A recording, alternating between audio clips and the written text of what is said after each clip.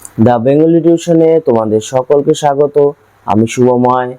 আজ তোমাদের বিভূতিভূষণ বন্দ্যোপাধ্যায়ের লেখা চাঁদের পাহাড় গল্পটির 10 নম্বর অধ্যায় নিয়ে আলোচনা করব। এর আগে আমরা 9 নম্বর অধ্যায় নিয়ে আলোচনা করেছিলাম। সেখানে আমরা দেখতে পেয়েছিলাম আলভারেজের মৃত্যু এবং আলভারেজের মৃত্যুর পর শঙ্কর কিভাবে একা পড়ে যায় সেই ঘন অরণ্যানীর মধ্যে। সেটি ছিল মূলত 9 নম্বর অধ্যায়ের আলোচনা। এবার আমরা 10 নম্বর অধ্যায় নিয়ে শুরু করব। চলো তাহলে আলোচনা শুরু করা যাক। আলভারেজের মৃত্যুর পর শঙ্কর যেমন একা পড়ে গিয়েছে, তেমনি সে যেন মরিয়া হয়ে উঠেছে ভয় থেকে। মানে সে ভয়কে জয় করার একটি সাহস মনের মধ্যে নিয়ে এসেছে। কারণ সে জানে যদি সে এখন ভয় পায় তাহলে সে এই জঙ্গলে আর বাঁচবে না, তাকে ভয় পাওয়া চলবে না। তাই সে পরবর্তী 2 দিন সেখান থেকে তাঁবু না উঠিয়ে, মানে সে কোথাও যায়নি, চুপচাপ করে ওখানে বসেছিল 2 দিন।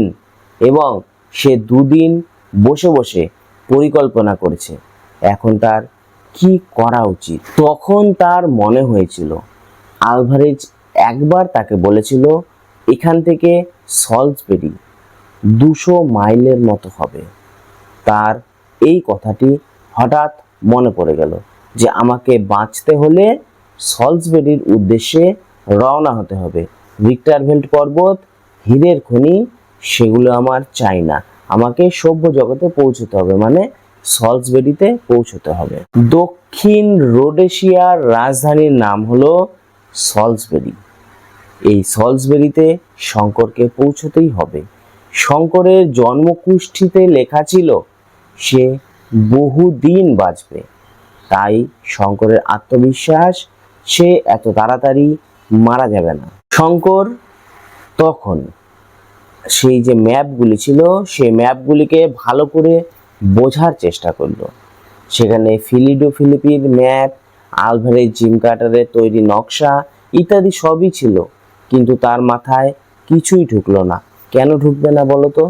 কারণ আলভারেজ বেঁচে থাকাতে শঙ্কর কোনোদিন সেই ম্যাপগুলি বুঝে নেওয়ার চেষ্টাই করেনি। সে ভাবছিল আলভারেজ তো রয়েছেই, আমার বোঝার কি দরকার, আলভারেজই করে দিয়ে যাচ্ছে। এবার আলভারেজের অনুপস্থিতিতে সেই ম্যাপগুলি শঙ্কর এখন আর কিছুই বুঝতে পারছে না। কিন্তু শঙ্করের এই ম্যাপ ঘেঁটে সল্সবেরি কোন দিকে পড়বে সেই রাস্তাটি খুঁজে বের করা খুব প্রয়োজন, কারণ সল্সবেরি তাকে পৌঁছতেই হবে। অনেকক্ষণ দেখার পর শঙ্কর বুঝতে পারল ফিলিপির যে ম্যাপটি রয়েছে সেখানে এই অরণ্য সম্পর্কে কিচ্ছু দেওয়া নেই। শুধুমাত্র আলভারেজ এবং জিম কার্টারের তৈরি যে খসড়াটি রয়েছে সেখানে কিছুটা দেওয়া রয়েছে, কিন্তু সেখানে সাংকেতিক চিহ্ন ব্যবহার করা রয়েছে। আলভারেজ এবং জিম কার্টার যে ম্যাপটি তৈরি করেছিল সেটিতে সাংকেতিক চিহ্ন এবং গুপ্ত চিহ্ন দেওয়ার কারণও ছিল, কারণ আলভারেজ এবং জিম কার্টারের ভয় ছিল এই ম্যাপটি যদি কারো হাতে পড়ে তাহলে সেই ম্যাপটি নিয়ে অন্য কোনো লোক এখানে এসে তাদের যে ধন রয়েছে সেই ধনে তারা হাত বসাবে। এই জন্য তারা সেখানে সাংকেতিক ও গুপ্ত চিহ্ন ব্যবহার করেছে।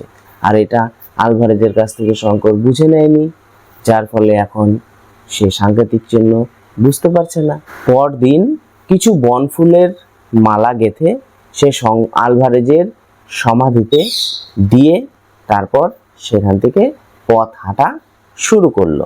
বুশ ক্রাফট বলে একটি বিদ্যা রয়েছে, মানে ঘন বনের মধ্যে তুমি কিভাবে চলবে তার একটি জ্ঞান অর্জন করা।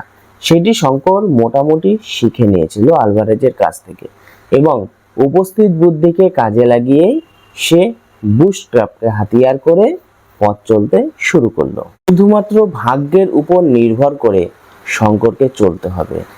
ভাগ্য প্রসন্ন থাকলে সে এই জঙ্গল থেকে বেরোতে পারবে, আর ভাগ্য প্রসন্ন না থাকলে তার মৃত্যু। ছোট ছোট 2-3টে পাহাড় শঙ্কর পার করে চলল, কিন্তু কোথাও কোনো এলিফ্যান্ট ঘাস, ওই যে একবার বলেছিলাম না এলিফ্যান্ট ঘাসের বন, যেটার দুদিকেই ধার রয়েছে, যেতেও কাটবে আসতেও কাটবে, সেরকম কোনো এলিফ্যান্ট ঘাসের বন শঙ্কর খুঁজে পেল না। কারণ তার জানা ছিল গভীর অরণ্যে কখনো এলিফ্যান্ট ঘাসের বন হয় না, আর যদি এলিফ্যান্ট ঘাসের বন দেখা যায় ধরে নিতে হবে তোমাকে বনানী সেখানেই শেষ। দেখো, তারা দুজন মিলে জঙ্গলে এসেছিল, দুজনের পিঠে দুটো ব্যাগ ছিল। এবার শঙ্কর একা একা সেই দুটো ব্যাগ কিভাবে নিবে, এটাও তো একটা বোঝার ব্যাপার আছে। তো যাই হোক, শঙ্কর মোটামুটি অনেক জিনিসই সেখানে ফেলে দিয়ে এসেছিল, মানে সে বয়ে আনা তার পক্ষে সম্ভব ছিল না। শুধু নেওয়ার মধ্যে নিয়েছিল আলভারেজের রাইফেলটা, অনেকগুলো টোটা, জলের বোতল, ম্যাপ, ঘড়ি, কম্পাস, একখানা কম্বল, সামান্য কিছু ওষুধ এবং ঝুলার জন্য মানে গাছে ঝোলানোর জন্য একটি দোলনা। তাঁবুটা যদিও অনেক হালকা ছিল, তবুও শঙ্কর বয়ে আনবে না জন্যই তাঁবুটা ফেলে দিয়ে এসেছিল। দুটো গাছের ডালে, অনেকটা উপরে, দুটো গাছের ডালে শঙ্কর দোলনাটিকে বাঁধলো। যেখানে সে দোলনাটি বাঁধলো তার নিচে আগুন জ্বালালো, কারণ শঙ্কর আগেই দেখতে পেয়েছিল যে হিংস্র বিভিন্ন জীবজন্তু, বিশেষত চিতাবাঘ সেখানে এসে তাকে লক্ষ্য করে বসেছিল, মানে শঙ্কর ঘুমালেই চিতাবাঘটা যেন অ্যাটাক করবে। এই জন্য শঙ্করের একে তো আলভারেজ মারা গিয়েছে, তার মধ্যে এরকম সব মানে দুর্ভেদ্য বন, তার মধ্যে হিংস্র জীবজন্তু, ঘুম কি আর পায়? সারা রাত্রি প্রায় সে জেগে থাকলো। চিতাবাঘটির দিকে আলো মারলে চিতাবাঘটি পালিয়ে যায়, আবার আধ ঘন্টা পরে ঠিক সেই জায়গাটিতে এসেই চিতাবাঘটি দাঁড়িয়ে থাকে। শঙ্কর ভাবলো, আমি যদি এখন ঘুমিয়ে পড়ি, চিতাবাঘটি লাফিয়ে আমার দোলনাতে এসে পড়বে এবং তাকে আহত করবে। এদিকে সে ঘুমাতেও পারছে না। হঠাৎ রাত্রিবেলা বালক বালিকাদের খিলখিল হাসি শঙ্করের কানে আসলো। শঙ্করের তো তন্দ্রা ছুটে গেল এবং সে ভাবলো এই গভীর জঙ্গলে ছোট ছোট বালক বালিকাদের হাসি কোথা থেকে আসছে। পরক্ষণেই তার মনে পড়ল আলভারেজ তাকে একবার বলেছিল যে বেবুনেরা এইভাবে বুক চাপড়িয়ে আওয়াজ করে বা খিলখিল করে হাসি দেয়। তাই শঙ্কর তখন কিছুটা নিজেকে সামাল দিয়ে নিল, কারণ সে তো একবার ভয় পেয়ে গেছিল যে এত রাত্রে বালক বালিকা এখানে কিভাবে আসলো। ভোরবেলা শঙ্কর সেই দোলনা থেকে নেমে আবার পথ চলতে শুরু করলো।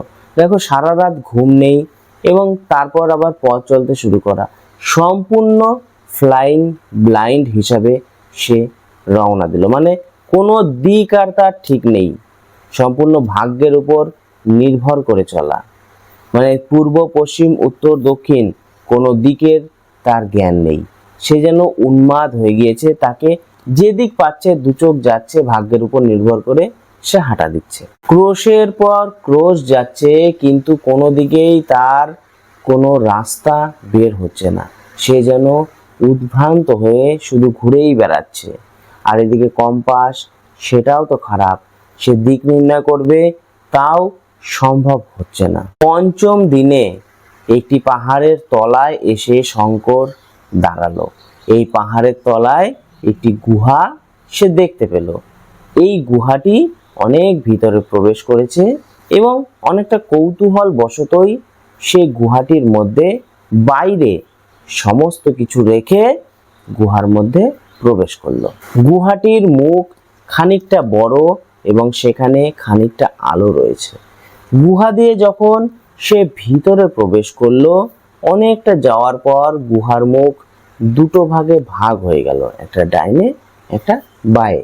উপর দিকে টর্চ জ্বালিয়ে সে দেখলো গুহার যে ছাদটা অনেকটা উঁচু এবং সেখান থেকে লবণের ঝুড়ি মানে ক্যালসিয়াম কার্বনেটের যে একটা স্তর, সেই স্তরটি ঝুলে ঝুলে পড়ছে।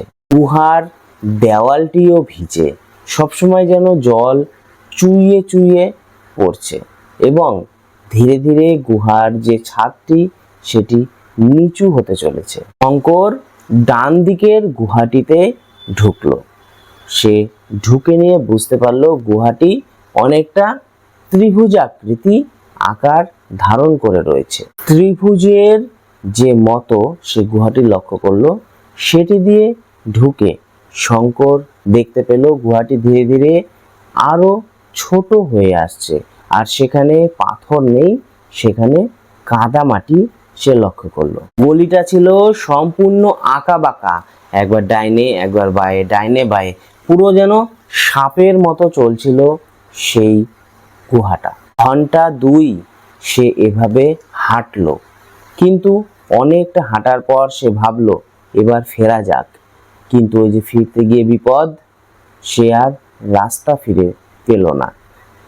সেই ত্রিভুজাকৃতি যে জায়গাটিতে সে প্রথমে পৌঁছেছিল, সেই জায়গাটি আর শঙ্কর দেখতেই পাচ্ছে না বা খুঁজেই পেল না। অনেকক্ষণ খোঁজাখুঁজির পর যখন সে পেল না, তখন ভাবলো সর্বনাশ, সে পথ হারিয়ে ফেলেনি তো।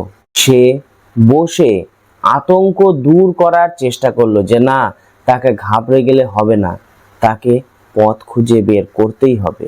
এবং সে বিভিন্ন জায়গায় যখন যাবে, মানে সে চিহ্ন রেখেই যাবে, এই উদ্দেশ্যে সে আবার পথ চলতে শুরু করলো। টর্চের আলো যে সবসময় জ্বালিয়ে রাখবে, সেটিতেও তার সাহস হলো না, কারণ টর্চের আলো যদি ফুরিয়ে যায় তাহলে সে সম্পূর্ণভাবে অন্ধ হয়ে যাবে, ভিতরে তো কোনো আলো প্রবেশ করে না। সে ঘড়িতে টর্চ মেরে দেখলো সন্ধ্যা 7টা বাজে। যাই হোক, সারাদিন তার এইভাবেই ভ্রমণ করে কেটে গেছে, আর টর্চের আলো ধীরে ধীরে এখন হলদে হয়ে আসছিল। টর্চের আলো মানে ব্যাটারিও প্রায় শেষের পথে। আর শঙ্কর যে জলগুলি ওখান থেকে চুইয়ে চুইয়ে পড়ছিল, সেগুলি ভীষণ লবণাক্ত, সেগুলি চেটে চেটে জল যদি তুমি খেতে চাও, আর জল তো ভিতরে নাই, এবার তোমাকে জলের পিপাসা জন্য তুমি খানিকটা মারা যাবে। ভিতরে জল রয়েছে কিন্তু সেই জল খেতে পারবে না। আর তুমি যদি সেই জলকেই চেটে চেটে খাওয়ার চেষ্টা করো, জিভ ফুলে যাচ্ছে, হলুদ হয়ে যাচ্ছে, মানে লবণাক্ত জল তো, এটার একটা সাইড ইফেক্ট তো দেখা দেবেই। ঘড়িতে 7:30 বাজলো, শঙ্কর এটি লক্ষ্য করলো, এবং তারপর 8টা, 9টা, 10টা বেজেই চলেছে। সেই বিকাল 3টা থেকে টর্চের আলো জ্বলছে। আর কতক্ষণ টর্চের আলো জ্বলবে? শঙ্কর সম্পূর্ণ দিকভ্রান্ত হয়ে অবশেষে কি করবে বুঝতেই পারছিল না। শঙ্করের মনে হলো যতক্ষণ এই টর্চের আলোটি রয়েছে ততক্ষণ তার জীবন বাঁচার সম্ভাবনা রয়েছে। এখানে সে কেন, আলভারেজ থাকলেও এই বিপদ থেকে উদ্ধার হয়তো সে পেত না। একবার সে টর্চ বন্ধ করে একটি পাথরের ঢিপির উপর সে ভেতরেই আর কি বসে থাকলো এবং চিন্তা করলো এখান থেকে বেরোনোর রাস্তা কিভাবে বের করা যাবে। সে ভাবলো একবার মনে মনে যে রাতটা কোনো রকম পার হোক, দিন হোক, তখন বের হব। তারপর আবার হঠাৎ করে মনে পড়লো এখানে কি দিন আর কি রাত, সর্বক্ষণই তো সমান, তার ভরসা কিছুই নেই আলো ঢোকার। একটি জিনিস সে ভুল করেছে, দুটো ব্যাটারি তাকে সঙ্গে করে নিয়ে আসতে হতো, কারণ সে বুঝতে পারেনি এরকম বিপদ ঘটবে। সে এখন এটি আফসোস করছে। সে গোটা রাত ওভাবেই কাটিয়ে দিল। সকাল হলো।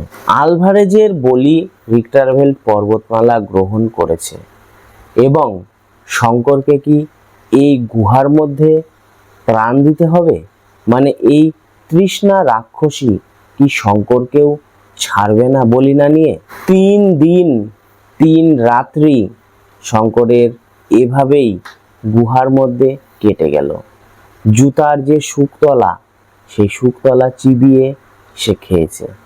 আর গুহার মধ্যে কোনো টিকটিকি, আরশোলা, কাঁকড়া বিছে এমন কিছুই নেই যে শঙ্কর সেগুলিকে মেরে খেয়ে নেবে। মাথা ক্রমশ তার পাগলের মতো হয়ে যাচ্ছে, কিন্তু যতই অপ্রকৃতস্থ হয়ে যাক মাথা, তার একটি দিক খেয়াল রয়েছে, তাকে এই গুহার মধ্যে থেকে বের হতেই হবে। একবার সে অবসন্ন হয়ে ঘুমিয়েই পড়ল। তারপর কতক্ষণ পরে জেগে উঠল তার আর মনে নেই। কয় দণ্ড, কয় পল, কত সময় সে পার করে ফেলেছে তার আর খেয়াল নেই। এদিকে তো খিদায় তৃষ্ণায় তার জান প্রায় শেষ। একবার তো শঙ্কর ভাবলো তার দৃষ্টি হয়তোবা চলে গিয়েছে, সে তো আর দেখতেই পাচ্ছে না, টর্চও তো কাজ করছে না। কিন্তু আবার সে ভাবলো সে আলভারেজের শিষ্য, তাকে দমে গেলে তো চলবে না, তাকে যেভাবেই হোক এই পথ খুঁজে বের করতেই হবে। আশ্চর্য, সেই নদীটাই বা গেল কোথায়? ঢোকার সময় যে নদীটা ছিল, আর নদীটা যদি একবার শঙ্কর পেত, সেই নদী ধরেই সে হাঁটত, কারণ নদীর একটি মুখ অবশ্যই গুহার বাইরে বের হবে। এটি সে আশা করে নদীটিকে খোঁজার চেষ্টায় চালিয়ে গেল। নদীটি তো দূরের কথা, একটি ক্ষীণ জলধারাও তার চোখে পড়ল না। এদিকে যে জলগুলি রয়েছে তা বিষাদ, মানে কষ্টা টাইপের। পাথরের দেওয়াল হাতড়ে হাতড়ে শঙ্কর খোঁজার চেষ্টা করলো যে কোনো গাছপালা বৃক্ষ জন্মেছে কিনা, তাহলে সেগুলি খেয়েও তার প্রাণ বাঁচবে। কিন্তু দুর্ভাগ্য, ক্যালসিয়াম কার্বনেটের যে স্তরগুলো ছিল সেগুলির প্রভাবে কোনো রকম গাছপালা সেখানে জন্মগ্রহণ করেনি। আরও একদিন কেটে রাত হয়ে গেল। শঙ্করের এভাবে চলতে কোনো সুবিধা হলো না, তার শরীর সম্পূর্ণভাবে ছেড়ে দিল। কোথায় সে চলছে এই নিকষ কালো গাঢ় অন্ধকারের মধ্য দিয়ে? উফ, কি ভয়ঙ্কর নিস্তব্ধতা, কি ভয়ঙ্কর অন্ধকার! শঙ্করের মনে হলো পৃথিবী যেন মরে গিয়েছে, আর সে একমাত্র জীব যে এই পৃথিবীতে এখন বেঁচে রয়েছে। আর এভাবে বেশি দিন চললে শঙ্কর সম্পূর্ণ পাগল হয়ে যাবে। দেখো, এই পর্যন্তই ছিল আমাদের এই 10 নম্বর অধ্যায়ের আলোচনা। আমি চেষ্টা করেছি যতটা পুঙ্খানুপুঙ্খভাবে এই আলোচনাটি করা যায়। আশা করি তোমাদের ভালো লাগবে। আজ এই পর্যন্তই। পরবর্তীতে আমরা 11, 12 থেকে 14 পর্যন্ত অবশ্যই নিয়ে আসব সমস্ত ভিডিও। তাহলে দেখা হবে খুব শিগগিরই। ততক্ষণ ভালো থেকো।